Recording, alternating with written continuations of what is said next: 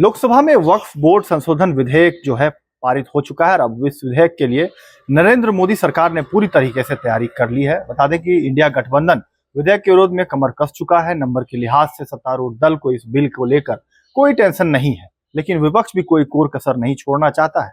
बताते चले कि लोकसभा से वक्फ संशोधन बिल पास हो चुका है। सदन में 8 घंटे की चर्चा के बाद अल्पसंख्यक कार्य मंत्री किरण रिजिजू चर्चा का जवाब भी दिया। इसके बाद बिल को पास कराने के लिए वोटिंग हुई। सरकार बिल को बुधवार को ही लोकसभा में पास करा ली। सरकार इसे राज्यसभा में भी पेश कराकर जो है इसे कानून बनाने में जुट गई है। वही विपक्ष इस बिल का विरोध कर रहा है। इस बिल के खिलाफ कई जगह मुस्लिमों ने काली पट्टियां बांधकर ईद की नमाज अदा की। आपको बताते हैं कि विधेयक जो है यह वक्फ संशोधन विधेयक जो 2024 में क्या कुछ है। लोकसभा में 2 बिल वक्फ संशोधन बिल 2024 और मुसलमान वक्फ निरसन बिल 2024 पेश किए गए। इनका मकसद वक्फ बोर्ड के काम का सुव्यवस्थित और वक्फ की प्रॉपर्टीज का बेहतर मैनेजमेंट करना है।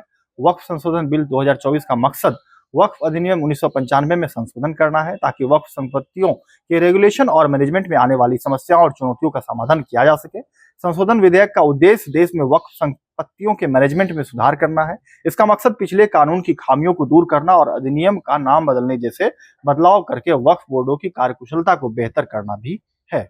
वही भारत में वक्फ मैनेजमेंट के लिए जिम्मेदार प्रशासनिक निकाय कौन से हैं और उनकी क्या भूमिकाएं होती है, यह भी हम आपको बताते हैं। बता दें कि भारत में वक्फ संपत्तियों के रेगुलेशन वक्फ अधिनियम 1995 के तहत किया जाता है। वक्फ मैनेजमेंट में केंद्रीय वक्फ परिषद CWC, राज्य वक्फ बोर्ड SWC और वक्फ ट्रिब्यूनल शामिल है। केंद्रीय वक्फ परिषद सरकार और राज्य वक्फ बोर्डों की नीतियों पर सलाह देती है, लेकिन वक्फ संपत्तियों को सीधे नियंत्रित नहीं करती है।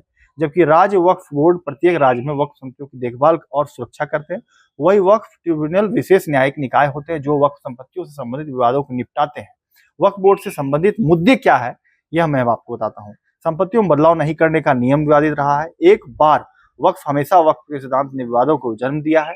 दूसरा, कानूनी विवाद और मिसमैनेजमेंट पर भी सवाल उठते रहे।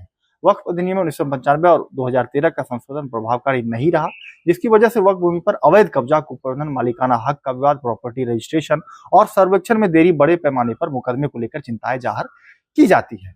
गुजरात और उत्तराखंड जैसे राज्यों में अभी तक सर्वेक्षण शुरू नहीं हुआ है। उत्तर प्रदेश में 2014 में आदेशित सर्वेक्षण अभी भी लंबित है।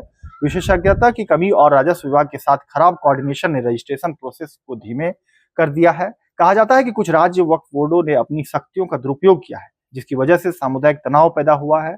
यह भी आरोप है कि निजी संपत्तियों को वक्फ संपत्ति घोषित करने के लिए वक्फ अधिनियम की धारा 40 का दुरुपयोग किया जाता है, जिससे कानूनी लड़ाई और अशांति पैदा हुई है।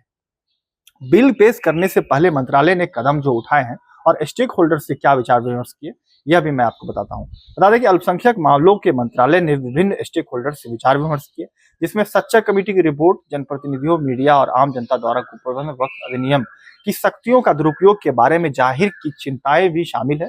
कानून मंत्रालय ने राज्य वक्फ बोर्डों से भी परामर्श किया है।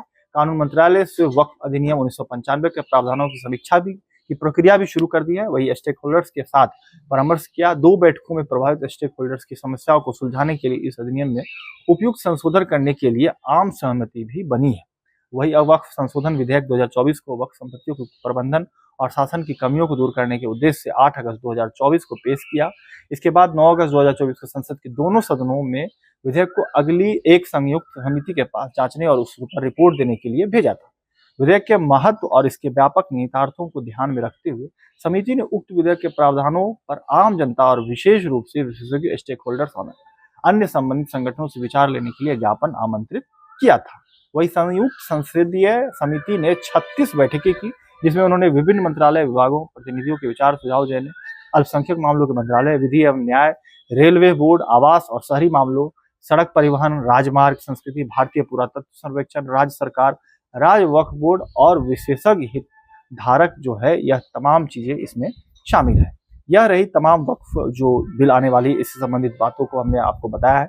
जरूरी है कि जो आपको यह वीडियो अच्छा लगा हो, ज़्यादा से ज़्यादा आप शेयर करें, सवालों के माध्यम से क्वेश्चन पूछें कि आखिर जो यह वक्फ बिल का मुस्लिम समाज के जो लोग हैं वह विरोध कर रहे हैं। इंडिया गठबंधन के जो तमाम पार्टियां हैं वह विरोध कर रही है, लेकिन भाजपा बार बार कह रही है, जो NDA की जो सरकार है, कि यह जो है एक अल्पसंख्यक समुदाय के लिए हित में यह कानून लाया जा रहा है। लेकिन अब देखने वाली बात होगी कि राज्यसभा में जब आज इस पर बहस हो रही है, वही जब किस तरीके से कल लोकसभा से पास हो गई, राज्यसभा से पास अगर हो जाती है, तो फिर यह कानून जो है या राष्ट्रपति के पास जो है बिल जाएंगे, और अगर राष्ट्रपति इस पर मुहर लगा देती है तो यह कानून जो है पारित हो जाएगी और लागू हो जाएगी। अगर आप भी कुछ इससे जुड़े सवाल पूछना चाहते हैं जरूर पूछें, मैं उसका अगले वीडियो में जवाब देने की पूरी कोशिश करूंगा। शुक्रिया।